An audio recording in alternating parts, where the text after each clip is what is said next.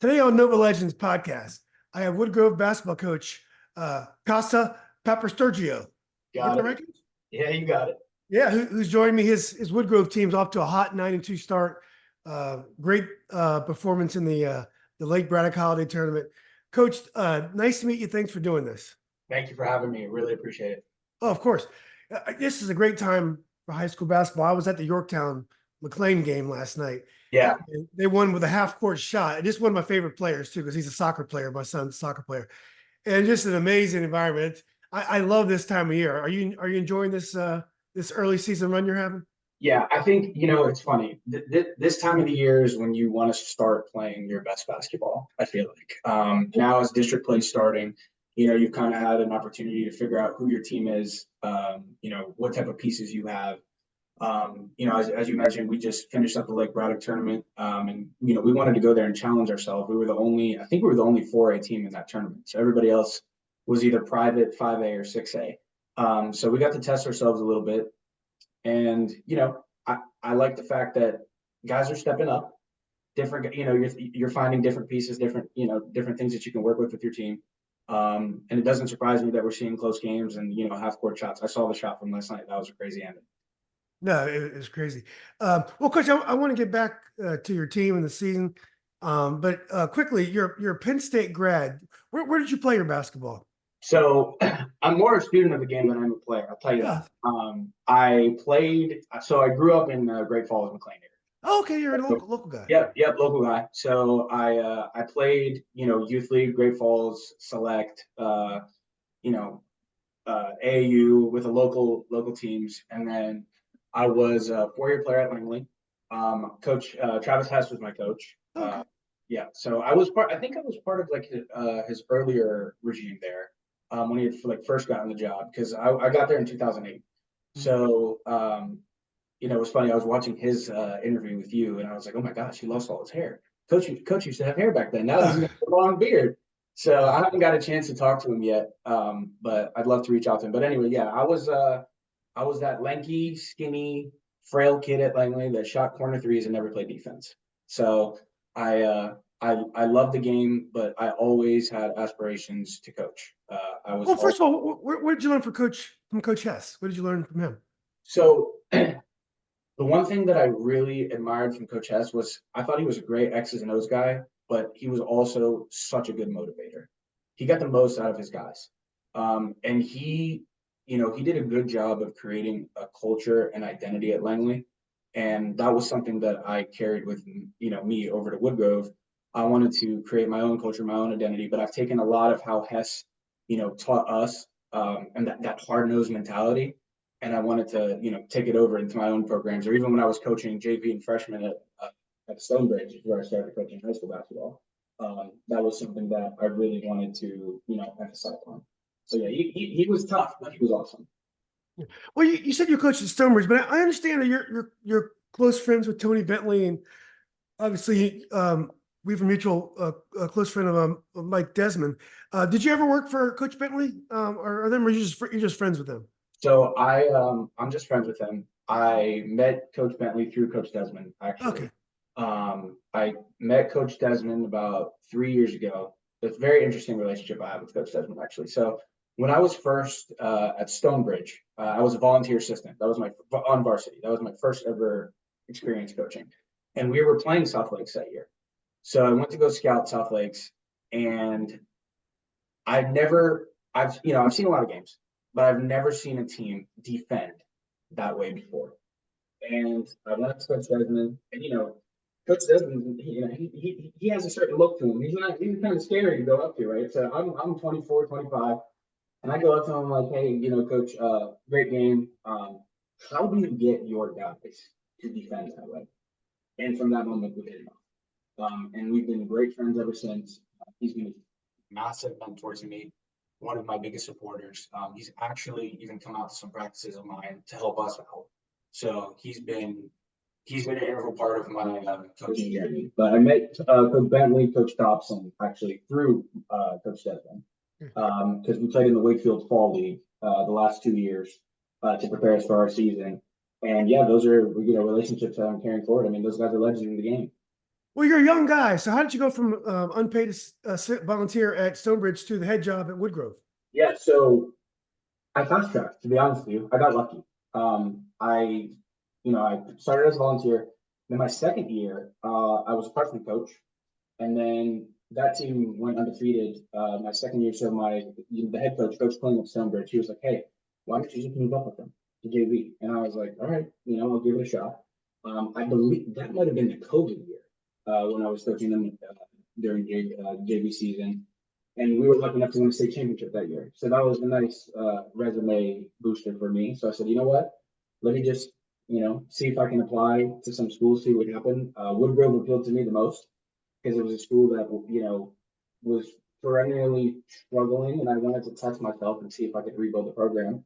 And here we are now. Right. Well, so this is your third year at Woodgrove or second? This is year two at Woodgrove. Okay, great. Yeah. So you you get a job as a head coach, and when you're an assistant coach, well, at least you're a head coach on JV and freshman, so you have a sense of that. But when you became head coach at Woodgrove, did you know exactly what kind of coach you wanted to be? Oh, absolutely not. And I'll tell you, it's funny. I talk about philosophy all the time with other coaches. And I came into that season thinking to myself, okay, I'm going to be that guy that has 100 sets and has an index card. And I'm rolling through them during the games. And I remember my first game, we're playing Loudoun County, who the year before was in the state championship. Coach Mark Alexander, he's a very, Legend. very decorated coach. He's a legend. Yeah, exactly. And I'm sitting there, the ball tips. We get down 15 within the first 2 minutes. I mean, it was crazy. And I call timeout, and I look at my staff, and I tell them, guys, and this is a true story. I said, guys, I really don't know if I can do this. I don't know if I'm cut out for this. And from that moment on, I think I just kind of settled in, and I just kind of realized like there's so much more that goes into coaching varsity and running a program than what there is to coaching freshman and JV. And I always used to, maybe when I was a varsity assistant or I got to sit on the bench for varsity games as a freshman and JV coach too. I had my opinions on maybe what the coach is doing and this, that, and the other. And I just realized like when I got in that hot seat, I started feeling like sorry for, the things that used to be said about prior coaches that I used to work for and stuff. So I was like, all right, yeah, this is way different. As a young guy, how did you embrace, building a staff, encouraging people to come work for you? Was that an adjustment to actually, manage other coaches? Yeah, it was. And you know what? It's hard because, I want my coaches to be themselves. And when I was interviewing coaches, I was like, all right, how will he fit in terms of helping rebuild this identity, rebuild this culture? Because yeah, we have our tactical philosophies, but the overarching philosophy that I cared about most was putting a sense of belief back into the program. Because we have some good kids and we have some good players, but they needed to believe in themselves first, but they needed somebody to believe in them before.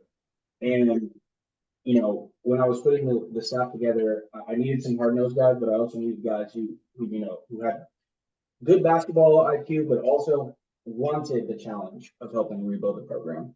So I like where we're at with my staff. I have a great staff. They support me. They're amazing. They make me look good, actually, to be honest with you. So it's really helped me out in this transition. No, do the kids you get, are they similar to Langley kids in that instead of Great Falls with the 5 acre lots of Great Falls, Woodgrove goes all the way up to the West Virginia and Maryland border. So you get a lot of those big lots as well. Is it a similar demographic? It's probably not quite as upscale as Langley. You are, but Yeah. It's no, that's a great point. It is similar. We have a lot of that type of demographic. Our kids are very smart. They're hardworking. They come from good families.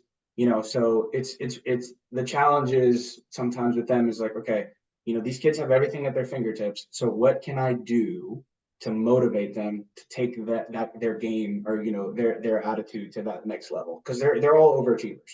So we just wanted to take their success in the classroom and their lives and then put on the court. yeah. Do the parents have extra high expectations when you're from a very high dollar district like you have and you grew up in Langley? You do have some parents who know how to throw their weight around at work.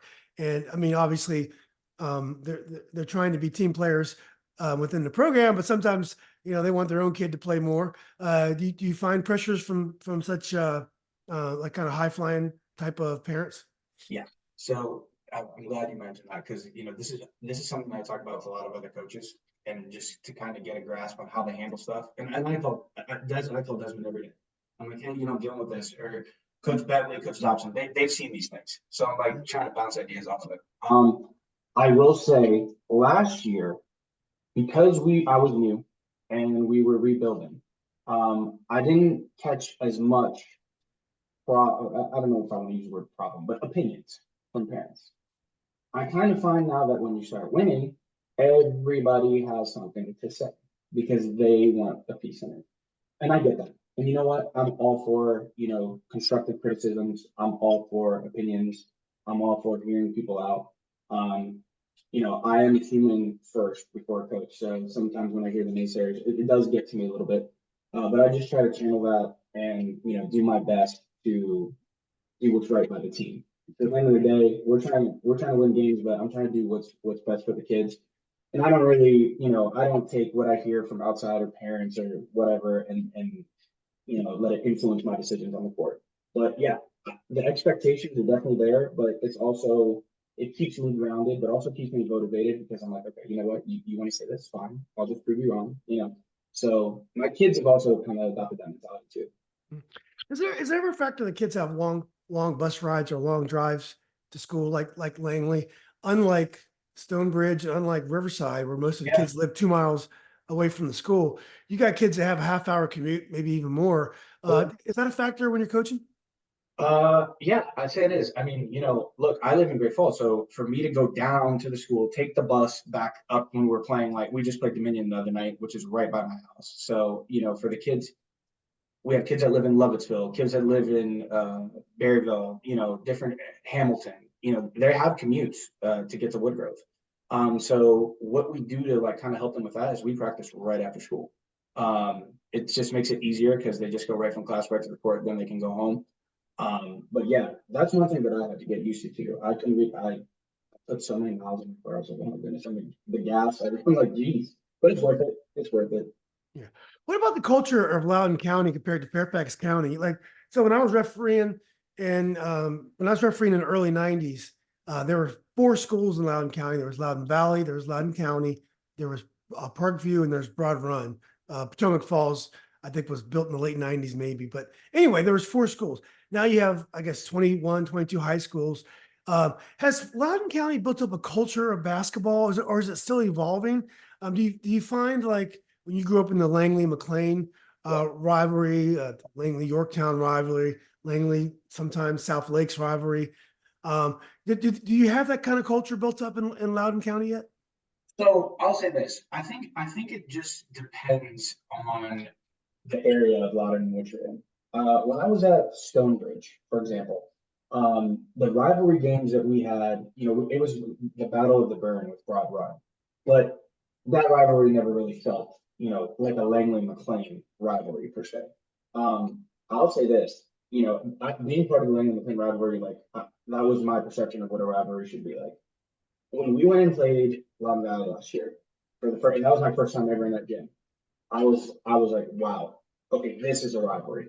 And because it's one town with 2 schools, and it's like Duke, North Carolina, and there is definitely when that game happens, there's definitely animosity. I mean, it's crazy.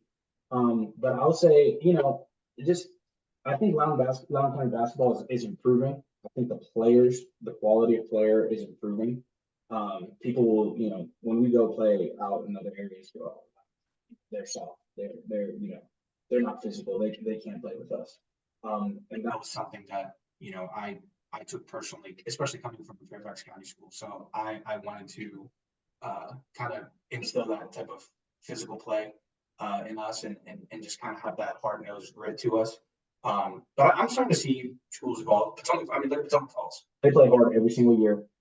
Coach Halls has them rolling. Like they have an identity. So I just think it depends on the school. There's a lot of new schools being built. I mean, Woodgrove's pretty new. It was 2010. So It just depends on the location.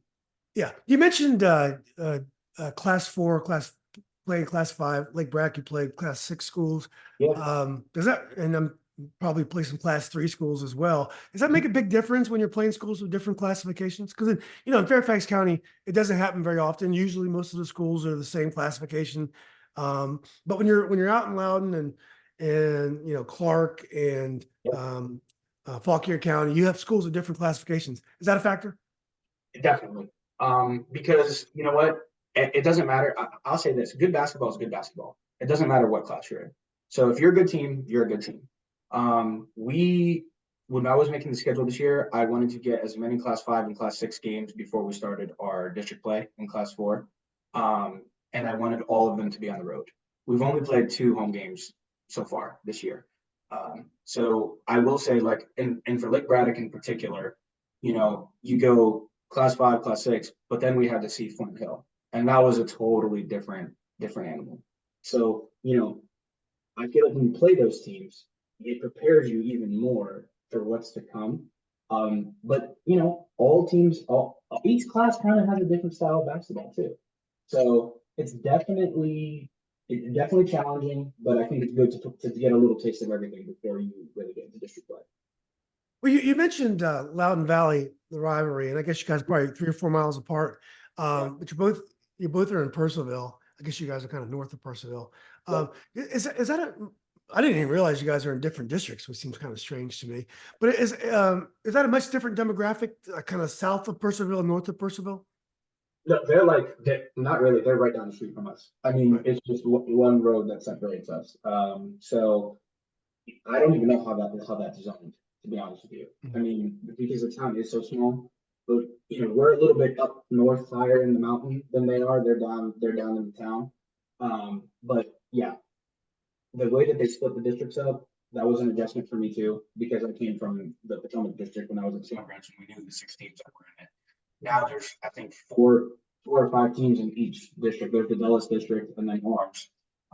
And I think the way it's set up, like we'll have to see them in regions or play in the first round of regions. So yeah, it's crazy. So But are the kids the same type of kids that you get oh yeah, north?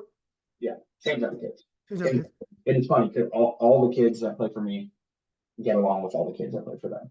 Yeah. So when they play each other, it's just friends playing friends. Yeah.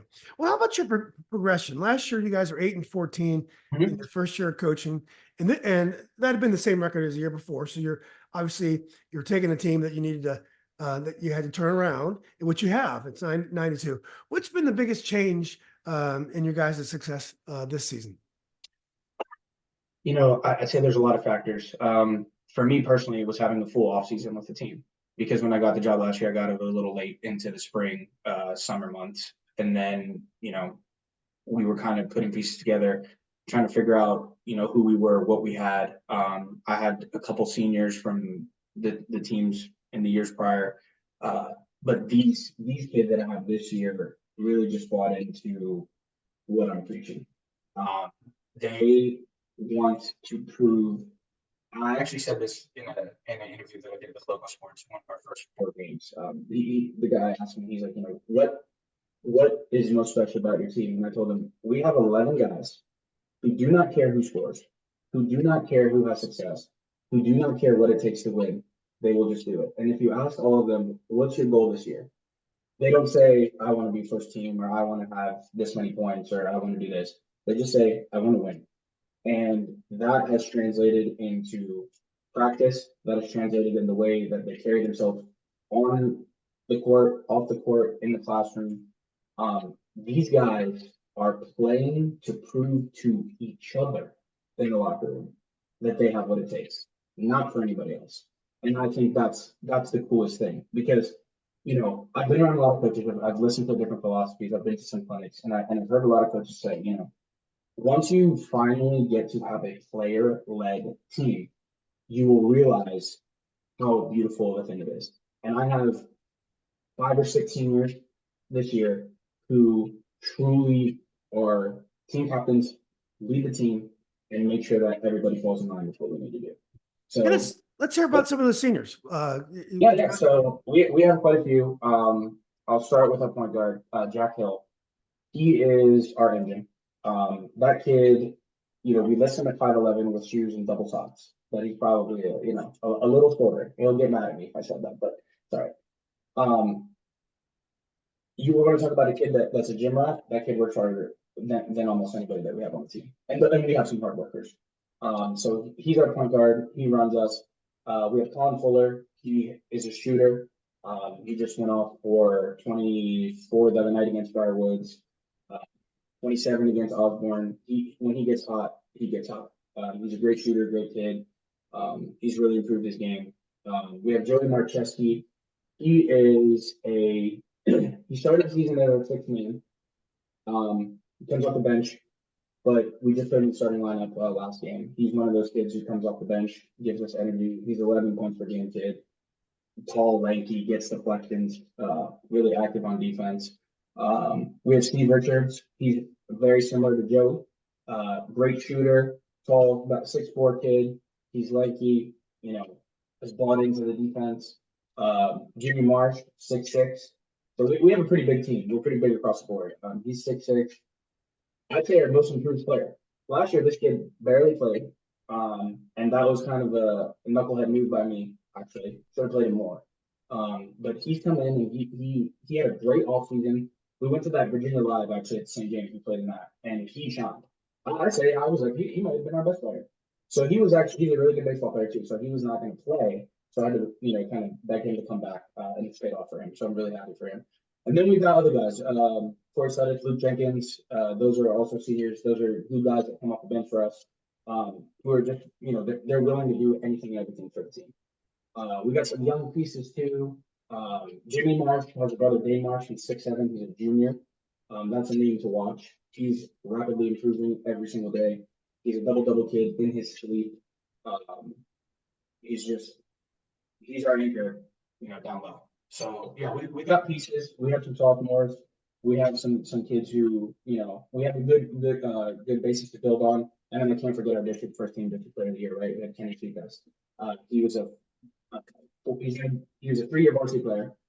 He played freshman and varsity the year before I got there. Started for me last year. Started for me this year. He's steady Eddie. Smooth, silky, gets the job done. I'm excited for him. I coached him in AAU too, so we have a good relationship. For him. Yeah. So how good is that Loudoun Valley? So Loudoun Valley, you only lost 2 games. You lost to Flyn Hill, who I've seen this year is very talented, very athletic. I believe you lost an overtime game in the Lake Braddock tournament. Yeah. And you lost to Loudoun Valley. Loudoun Valley must be tough. That Valley is tough. There's no doubt about it. They have arguably, I think, probably one of the best players in the county, in Landon Conrad, their point guard. I have no shame in admitting that kid gives me nightmares. He's the type of kid that you have to scheme for to beat him. Very similar to the Jordan Johnson kid at Pastoral. Like, these are 2 guys who they're going to score 20 no matter what, and there's nothing you can do about it. So, the Valley game also, it's tough because of the meaning of it, and it's a rivalry game. When we played them, I think we were feeling ourselves a little bit too much. We were 4-0 at the time, and they wanted to come in and beat us, and they shot the hell out of the ball. So it was just something that we didn't account for that. I'm happy we get another crack at them, but yeah, I'm happy that they're good because it's good for the community. It's good for the Woodgrove Valley Rivalry. But don't get me wrong, we want to handle our business when we play them. Yeah. Now my son asked me a question last night. He saw Flyn Hill get just destroyed by Sidwell Friends. And I watched Flyn Hill a lot last year because my buddy's son, Gibraltar Coleman, who used to go to Woodgrove, I believe, for a year, he played at Flyn Hill. But he said, Dad, looks like to me Flyn Hill would destroy Yorktown and McLean. I'm like, well, they looked like that it looked like that because they're very athletic, but they would never happen on the court because Flyn Hill just doesn't have that know-how that the team, they may have the talent level, but it wouldn't translate on the court, even though they are a good team and all these games will be competitive. What's your feeling about that? So I'll tell you this. That was my first time meeting Coach Rico. I think he's phenomenal. I think he does a great job with what he has. and he gets those kids to play a hard style of basketball, and they play fast. We were hoping that they would play fast because that's how we want to play. So when we play them, I think it was the more motivating thing for my kids. And I probably shouldn't say this because I'm giving away secrets now, but like when my kids see kids, other teams warming up and kind of joking and not taking us seriously, it lights a fire under our butts. And I would say that that is what, made that game the way it was. Flyn Hill is talented though. I'm gonna tell you, they got the Jack Wood kid, he can shoot the hell out of the basketball. The big kid, their best player apparently, he didn't play against us, so that could have actually changed the game as well. But big guards, they can all shoot, they're good at getting, to the rim. When I saw the Sidwell score, I was a little bit shocked, to be honest with you. But then I realized, like, I went and watched some Sidwell games. I was like, okay, I can see how this happened. But no, I mean they're formidable. Flint Hill's a formidable team. They're going to be tough going forward. And that was just a great learning experience for us. I mean, I think that loss is going to help us more than hurt us going forward. Yeah, I mean, Sidwell's I guess, a top 16 team in the country, and their defense is unbelievable. And so physically, they were a good match for Sidwell, but Sidwell is just unbelievable. They have my favorite player in the air, Jaden Williams, I believe. He's got going to Georgetown last year, and then they have another guy transferred from Bullis. But they all play great defense. We have a good friend, a guy I went to college with, Rennie Griffith. His son Bryce Griffith is one of the point guards, a sixth man on the team. So that's no shame in that. You're right. So looking ahead to your district play, the Cactocton district, I believe. Yeah. It looks like on paper, your biggest competition could come from Broad Run, who I've seen, who shoots the ball really well, and John Champ, who's got some athletes. Have I handicapped that correctly? Yeah, I mean, when you look at the district, even though the teams that we haven't mentioned, Parkview, they just got a new coach, Ben Kling. He's actually Coach Kling's son from Stonebridge. I was on the staff with him together when we made that COVID state championship run. So they're rebuilding, but he's doing a great job. Then you have Loudoun County, who just got a new coach. And I mean, let's be honest, it's not easy to fill the shoes of Mark Alexander. So I give him all the props, for doing what he's doing. He's trying to rebuild that program. And I think he's doing actually a great job. Those kids are playing well of late. We actually have them on Tuesday. That's how we open up district play. I've seen Champ. Look, Champ is Champ. It's Walt Webb. Walt knows what he's doing. They're athletic. They play hard, and they're gonna figure it out. And that's gonna be a tough game for us. Same with Broad Run. They have a young coach as well. I believe his name is Jacob. I've only played him once. We played him last year. They were very talented last year. They can shoot like from anywhere. I mean, he gives his guys a green light. They have another kid, the Purdue kid. He's really tough. So we're gonna have to scheme for them as well. But yeah, I think our district is wide open, kind of. Those are three. I'd like to put us in there as one of the top three teams. But it's gonna be a race to the finish. Honestly, it really is. The broad run coach is going to work the officials a little bit. Just I've seen him work the officials a little bit. He is notorious for that. But you know what? I'm all for it. Competitive advantage. Do what you got to do. Yeah. And by the way, at Stonebridge, it just occurred to me, Stonebridge, my good friend from college, Kenny Copeland's son, Julian Copeland, played at Stonebridge. I don't know if you know Julian. Yes, Julian. Yeah, Julian was there when I was there. Yeah. Yeah. I always tease Kenny that they probably named him after me, or at least they didn't dislike me enough to veto the name. So that's. No, he was a tough little player, Julian. Yeah. Well, look, you're a young coach, and you're friends with some guys, some kind of old guys that've been around a long time. Yeah. Do you see yourself looking beyond this year as being a Tony Bentley that can coach 25, 30 years at the high school level, or a guy that it must have been kind of surreal for you to coach against Mitras over at Lake Braddock, a guy that I grew up watching play at Lake Braddock because I was living there at the time. Do you see yourself as a career coach, or what are some of your goals? Yeah, so it's funny that you say that, because you know what, when I coach, you look at these guys like who I've coached against this year. Mitras obviously is one of them.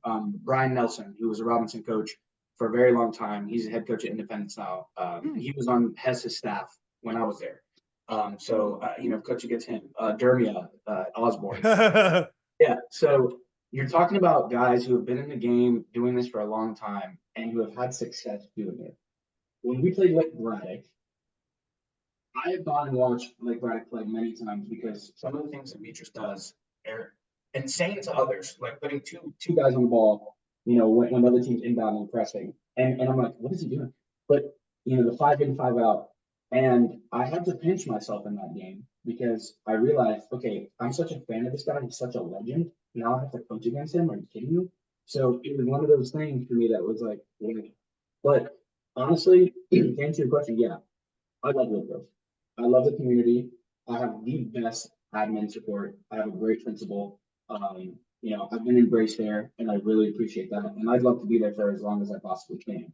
Obviously aspirations, I'd love to be coaching college level. I mean, that would be awesome, right? Like, with my age and where I'm at, I hopefully could maybe find my way to do that one day. That'd be great. But right now it's all Woodgrove. It's all Wolverines. That's all I'm focused on. I want to rebuild this program. And right now I think we're doing a good job of that. Coach, you work as a security analyst. Would you ever want to work in a building? And do you think there's any advantage to being in a building, or is there advantage to not being in a building? Maybe you have you could be unbiased and you come in after school's over. The kids don't carry the baggage with you. They may carry with others that are in the building. Yeah, well, it's funny because I'm out of the building. One of the first things that I did when I got the job was made friends in the building. So, I got to know a lot of the teachers, a lot of the coaches, a lot of the staff at the school. And as much as my kids may think I don't know what's going on every day, I know everything that they're doing. So last year, I had a coach who was on staff who was in the building. And it helped, he moved on from the program this past year. I think it is an advantage when you have someone on staff, at least one person on staff who's in the building because they get to see the kids and interact with them.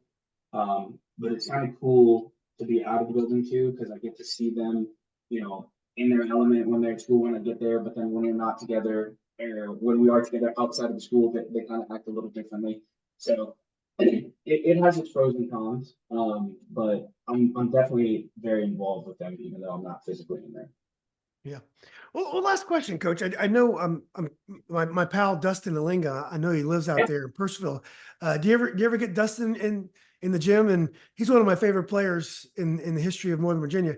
Can he still ball? He tells me he can still play. He can still play. Dustin has done a fantastic job working with our bigs. He works with Dane Marsh, the kid that I mentioned before, our 6'7" big. Dane is rapidly improving every day with his post moves, his jump shot. Kid works hard. Dustin is responsible for a lot of that. So for sure, we want to find. We're so tight on gym space at Woodgrove too. Like with all the other teams at practice, and my freshman team has to practice at the middle school. It's gymnastic practices in the Hawks. We have weird times. So we're definitely going to try to get him in there to work with the bigs. He's a great trainer. He's got a great reputation in Purcellville. So yeah, I'm thankful for what he's done for my guys. He can keep working with them all he wants. Oh yeah, no, Dustin's a great guy. So, well, look, Coach, it's been great talking to you. It's always great to see a young coach having success, and especially one that has respect for coaches that have come before them.